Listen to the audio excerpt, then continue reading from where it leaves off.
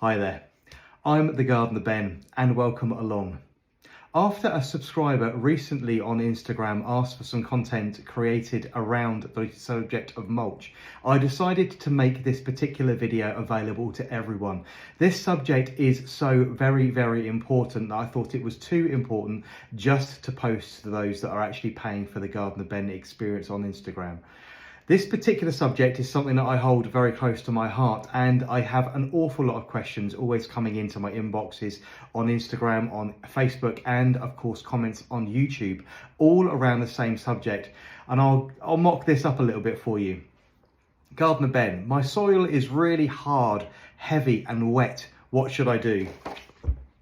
Mulch. Gardener Ben, my soil is really free draining, poor and full of rubble. Mulch. Gardener Ben, I've got problems with black spot, mould and mildew on my roses. They're stressed and struggling. Mulch. The subject of mulch is a huge and very complicated subject, and once you've got hold of the very basic key cornerstones of it, it really does become particularly easy. Now, I am obviously a fully trained professional gardener. I do this for a living all day and every day. And one of the biggest things with this is I'm not going to tell you that you must mulch at a certain time of year. Horticulturally, it is always best to get your mulch on at a particular window. It's always best to get this done somewhere between the end of November and the end of March, in that window of your growing season.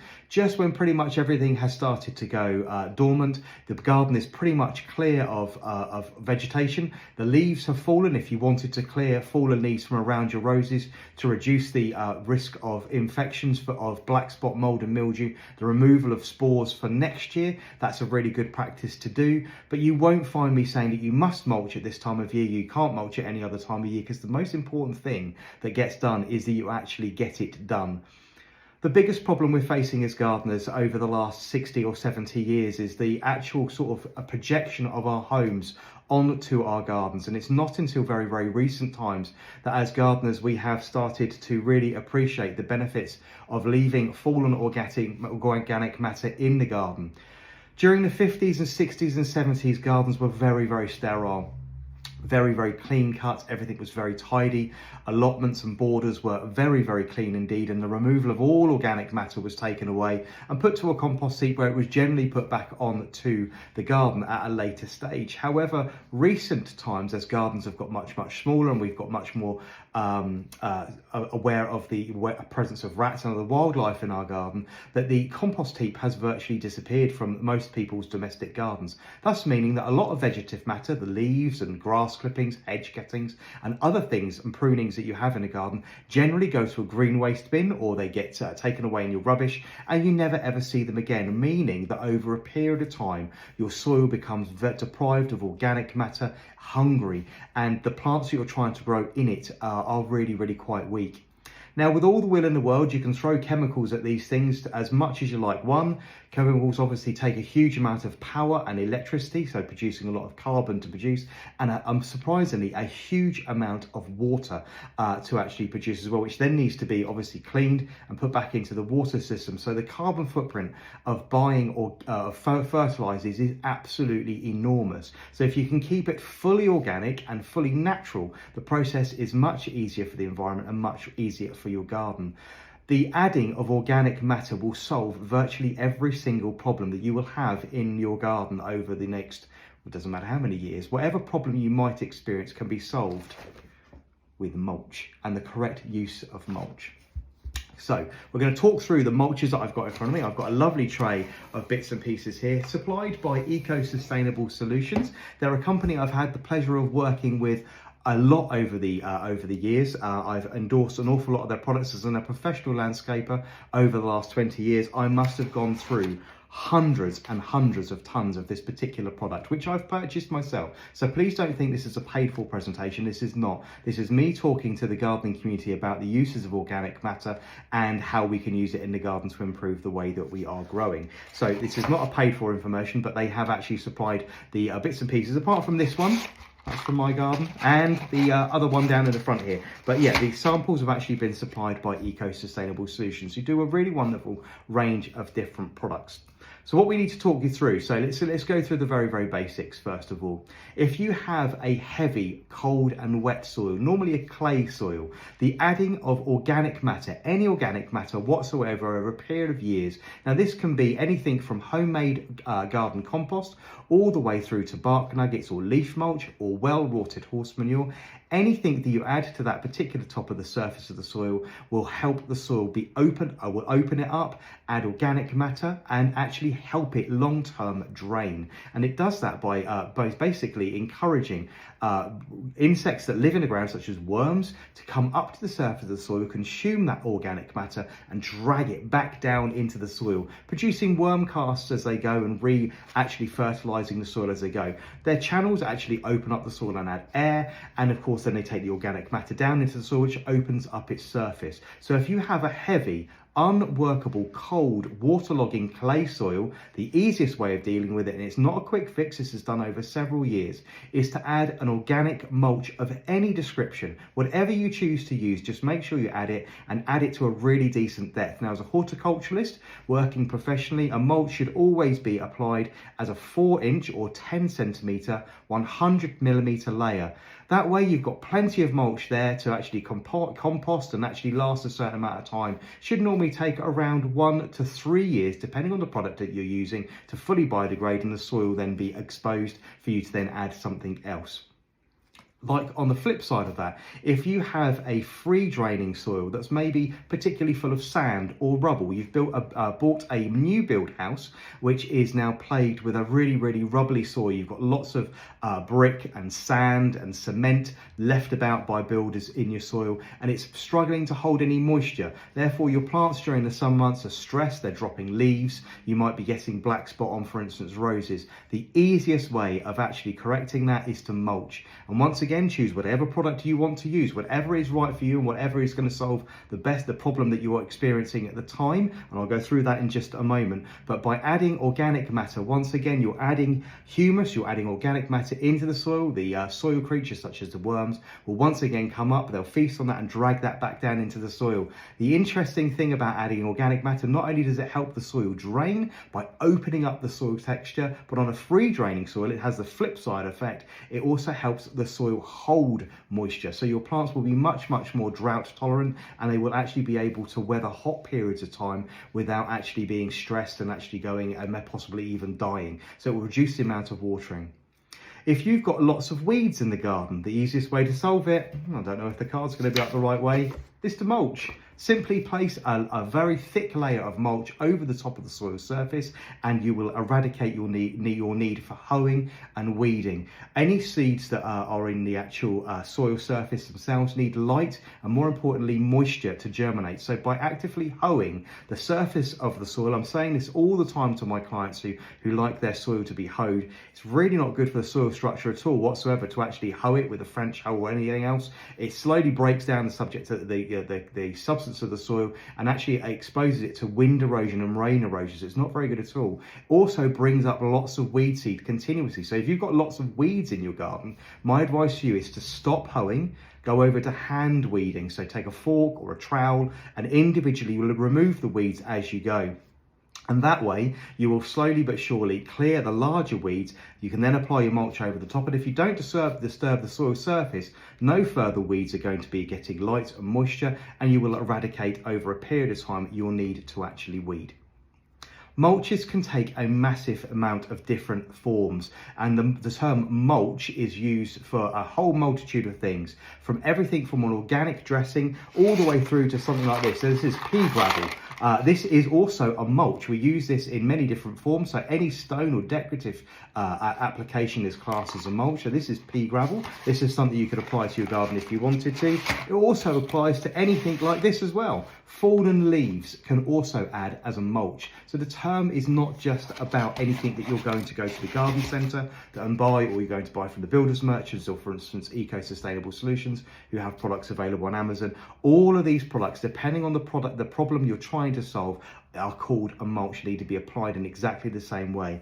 Obviously things like a pea gravel, this is a permanent mulch. Once applied, this is going to be on the soil permanently until you remove it, or it's slowly washed away into the soil. That's going to take decades to do. So don't be thinking once you've applied a stone or gravel mulch that it's simply going to last forever, because it won't. Eventually it will still be taken down into the soil as a covering and be eroded down into the soil surface, and you will need to top it up every so often, like I do on the drive just here. But a permanent gravel mulch such as this will actually last on the soil surface for decades.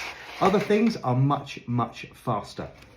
In the home garden, you are likely to produce a product very similar to this. This is Eco-Sustainable Solutions EcoMiix. This is actually their signature product.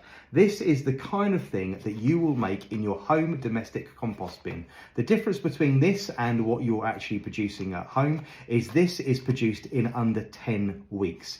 Landscapers like myself take all of their green waste, whether it's hedge cuttings or tree prunings, grass clippings, absolutely anything, all the dead heads from my roses, all of that kind of media, anything that goes in your green recycling bin will go to a place like Eco-Sustainable Solutions. They'll put it into a huge heap. With a huge digger, they'll take that product and they'll put that through a chipper and take it down to a very small particle size. We do that, or they do that, for a reason, because the larger the surface area, the faster it will biodegrade and the faster it will compost. The product is then brought right up to a cleansing temperature, and it's done that to cleanse all of the pathogens and all of the nasty bacteria that you don't want to, and also to speed up the breaking down process. And it's then put back through a chipper to take down the particle size again, and you end up with something like this in under 10 weeks. Now, in your domestic compost bin at home, a product like this will take between 2 and 3 years to produce, which is why when you have compost bins, you have 4 or 5 of them lined up, and every single year you're turning them one into another, moving them along the base, so you finally end up with a bin of compost at the end. Now, the problem with producing domestic compost at home is if you are on a garden the scale of mine, the space that it takes up is absolutely enormous. Now, I'm incredibly lucky here. I've got a large garden in excess of 2,200 square meters. That's over half an acre, but it still requires a huge amount of compost. And if you think this is EcoMiix or garden compost, I'm dressing my soil off with this every year to a depth of 4 inches. I'm going through approximately 10 cubic meters of those. So imagine those large white dumpy bags you see builders products delivered in at the side of the road. I'm going through 10 of those every single year in just compost alone. And I dress my garden off with Eco-Sustainable Solutions EcoMiix to a depth of 4 inches, so 10 centimeters, 100 millimeters every single January. And I'm coming up to that season now where I'm just about to do that. And I do that at this time of year, so because the borders are clear of organic waste. The leaves I will leave in the border, fallen leaves, I will leave those alone. I'll quickly remove any of the larger weeds, and then I will dress over the borders at that time of year. And I do that because it gets the garden really nice and tidy. It seals into the ground all of the winter rain that we've had so far, making it safe from the sun's rays. So that water is then available, held in the soil for the plants to use once they wake up. And I also do it at that time of year because everything has gone to sleep and the bulbs aren't quite up. So if the daffodils and the snowdrops and the crocuses and the tulips are already starting to poke up just in the last week of December, the very early parts of January when I generally do this, I simply mulch over the top of them and the bulbs will continue to come up through without a problem. So that's the garden compost I use here and the garden compost that you would likely to use at home. I often describe this to my clients and people online. This is basically a coffee hit. This is instant caffeine for your garden. All of the nutritional value of this kind of product is available to your plants pretty much immediately. I'm feeding for one growing season and one growing season only, adding large amounts of organic matter to the soil and all the nutritional value that my roses need through that growing season to produce masses of flowers again and again. But the reason why I need to do this every single year is that this product will only last on ground level for around 6 to 12 months. After that period of time, the nutrients have been completely absorbed by the plants and the soil, and the organic matter, the larger particles, have been taken down into the actual soil structure itself by the mini beasts living in the soil, and they're now part of the soil structure, so it needs to be done again. If you wanted something a little bit more long-term, you can get hold of a product like this. Now, Eco-Sustainable Solutions call this Woodland Mulch, and this is a really, really fantastic product available across the country from multiple different suppliers. This is actually wood chip produced and got from tree surgeons. Arboriculturalists will take their waste to the large places like Eco, and they will then compost it for around 6 to 8 to 10 weeks just to get rid of the green matter in it. This particular product contains everything from bark to hardwood, soft brush, twigs and leaves. So unlike this particular product that's available immediately, you've got a multitude of different types of particle size in here. Obviously the leaf matter and the twigs, the tiny particle sizes, those are your caffeine. Those are the instant nutritions that are available to your plants in a very, very quick period of time. You've then got a mixture of hardwood and bark mixed into the product, quite naturally just because of where it actually comes from. So this product will last on the soil surface for a little bit longer, take a little bit longer to biodegrade and be on the soil surface for something between 12 and 18 months. So this slows the process down as well. This is also a really good value for money product for using in chicken runs, for paths in allotments and vegetable gardens. I have this all over the cutting garden, in the paths all the way through to the greenhouse. It's really nice to walk on, it's easy to maintain, it's relatively cheap, so it offers a good value for money for that particular type. But this particular product offers a really, really good medium-term solution to a problem you might be having in the garden, where you want to add a semi-permanent dressing, but you don't want to spend too much money, but you also need some nutritional value in the soil pretty much immediately as well. So this is a woodland mulch. One step up from that, you've got something like an amenity bark mulch. This is the kind of thing that you're going to buy in a bag, for instance, at B&Q or Homebase. This is made up exclusively of hardwood and bark chippings that are shredded off of trees as they are felled and processed. This particular product offers very, very little nutritional value immediately to the soil. So if you have a poor soil or a soil that you're looking to open up and make lighter over a period of years, adding something like this is not going to really do the benefit. You really want to wind the process back and go through something like this, which is going to be taken down into the soil surface very quickly.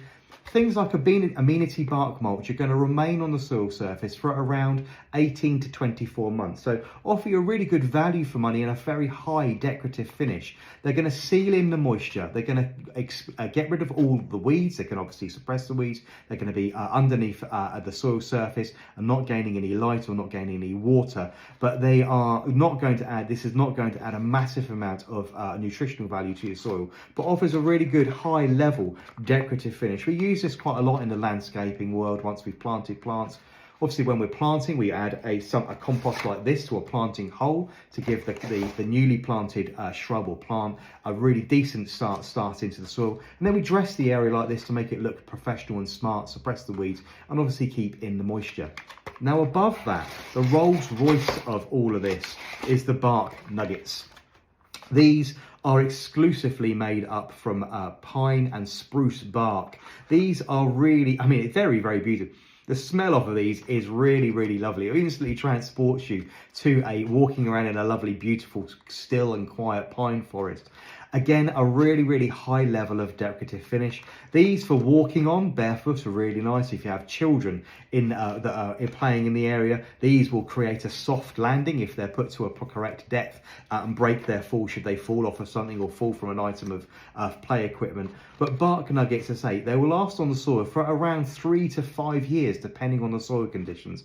Once again, much like the amenity bark mulch or the amenity just normal bark, they're not adding a huge amount of organic matter to the soil. They're going to take so long to biodegrade that they're actually not adding a huge amount of soil to the soil at all. But over a period of, say, 2, 3, 4, even sometimes 5 years, depending on the soil conditions, these will offer you a very, very high level of decorative finish. If you're gardening close to the coast or you're gardening at somewhere that's very exposed, I wouldn't go for a product like this, and I certainly wouldn't go for a product like this. They tend to blow away in the wind. Like for like, if you have a particular garden close to a water course and it's likely to flood, this kind of thing floats away as well. So it's not particularly great for gardening with if you're on an exposed site, or if your soil has a tendency to waterlog, because it will actually float and move around, and you'll find it on your lawn rather than in your borders. So products much like the finer ones that we started with are much, much easier. Now, going over to the leaves. Leaf mulch is a really easy way and a very old-fashioned way of adding large amounts of organic matter to your soil. There is a trend all over the internet at the moment which sees people attacking these with a strimmer. You can do that should you wish, but it's really very, very unnecessary. If you wanted to put these through your garden shredder, you can do, but all of these basically need is a little bit of time. Scoop your leaves up and either place them into a compost bin. Add a small amount of water and cover them with either cardboard, or if you like, an old piece of carpet weighted down with a couple of bricks or some stones. And in 2 or 3 years time, you're going to have a really, really lovely crumbly leaf mulch, which you can either use once sifted to sow seeds, or you can use it as a mulch in the garden. The problem is this is not going to create any huge volume of media, and if you've been left over a period of several decades with a poor soil, or for instance like me, you're asking your soil to do a huge amount of work every single year. I'm asking my roses to put on flush after flush after flush of flowers. Now that's down to the varieties I'm choosing and the brands that I'm buying, but it's also due down to the husbandry and the actual gardening techniques I'm installing, and that's coming from massive amounts of feeding and the elimination of actual chemical feeds. I'm relying so heavily on this compost that's going into the garden to feed the plant and give it absolutely everything it needs. That means actually it's needed in huge volumes, and you will never produce enough leaf mulch in your garden. That doesn't mean you should give up and you shouldn't do it, but you just need to supplement it with something else. So yeah, after about 2 or 3 years, you'll be left with a leaf mulch. If you don't have compost bins, easiest way of dealing with this whatsoever is to place this into a bag. Now, I'm not going to suggest you use brand new plastic bags. Use old compost sacks if you can. Anything you can get hold of that you can poke a few holes in, fill the bags nice and tightly, water them really well, roll the necks of the bags down and tuck them behind the shed or the garage, down the side of a path or patio, just out of the way, somewhere you're not going to see them. Leave them there for between 12 and 24 months, and by the time you come back, you're going to have, once again, a really lovely crumbly leaf mulch, which you can either add to your compost bin to add organic matter to your compost bin for future mulching, or you can add directly to the soil surface. These are free and at the moment available in abundance, and if you're anything like me, I mean obviously I'm having to pay large amounts of money for commercial tipping to make commercial waste away, green waste away. But if you're also paying your green waste bin at home, that's not something that's free with most councils across the UK. You're paying for those to be taken away. So keeping your own leaves and creating your own leaf mulch is not only very satisfying, but was also great value for money as well. Right, so very basically, that is all of the mulches gone through for you. I need to clarify one particular term as well. When a gardener like me is saying the word organic matter, we're not always talking about, as you would expect, an organic apple or an organic banana to be in a supermarket. Products like this are made from organic matter, as we talk about that being green matter, growing compostable matter. It's not so much to be chemical free.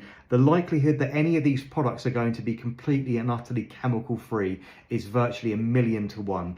They're sourced from so many different locations that the classification of these to be fully organic or certified organic as chemically organic is very, very unlikely. Organic matter, when we're talking about mulches, is always talked about the fact it's green, compostable waste that's actually going to be turned eventually into soil and humus and taken into the soil structure. So that's just to clarify that point as well moving forward. I hope that you have basically enjoyed today's talk through the world of mulches. There is not a great deal of problems that you can't solve in the garden with proper husbandry and proper mulching techniques. I'm never going to tell you not to mulch at a particular time of year. If it's right for you and you've got an opportunity to get out there and add any type of dressing, whether it's a garden compost, whether it's a bark chip or mulch, or whether it's a leaf mulch, please do get out there and do it. It's really, really important.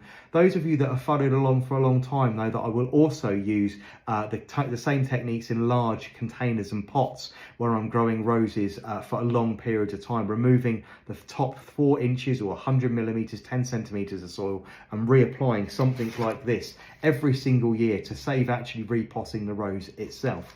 All of these techniques are really, really good, and you can, can solve virtually every problem in the garden.